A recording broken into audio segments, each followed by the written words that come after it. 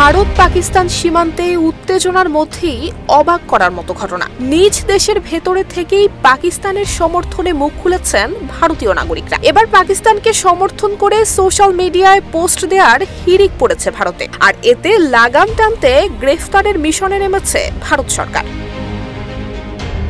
Social মিডিয়ায় পাকিস্তানের পক্ষ নিয়ে পোস্ট, ভিডিও এবং স্লোগান দেওয়ার অভিযোগে ভারতের অন্তত 10টি রাজ্যে 150 জনেরও বেশি মানুষকে গ্রেফতার করা হয়েছে। সবচেয়ে বিস্ময়কর ব্যাপার হলো, এই পোস্টগুলোর বেশিরভাগই সাধারণ নাগরিক, শিক্ষিত যুবক, এমনকি অধ্যাপক কিংবা সাংবাদিকদের তরফ থেকে এসেছে। মাঠের অলরাউন্ডার আমি, আর ঘরের অলরাউন্ডার টাইলক্স।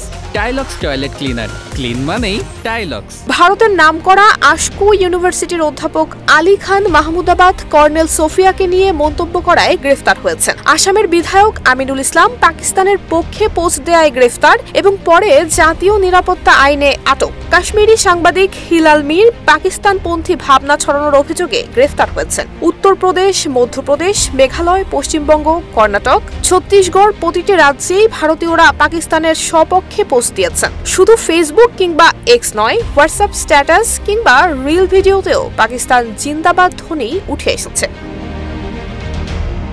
ভারতে 2 কিশোরের বিরুদ্ধেও মামলা হয়েছে, যারা গারো ভাষায় পাকিস্তান জিন্দাবাদ বলে স্লোগান দিয়েছিল। পাকিস্তান জিন্দাবাদ, কাশ্মীর আমাদের নয় কিংবা পাক সেনার ভূমিকা প্রশংসনীয় এমন মন্তব্য ছড়িয়েছে ভারতের সামাজিক মাধ্যমে।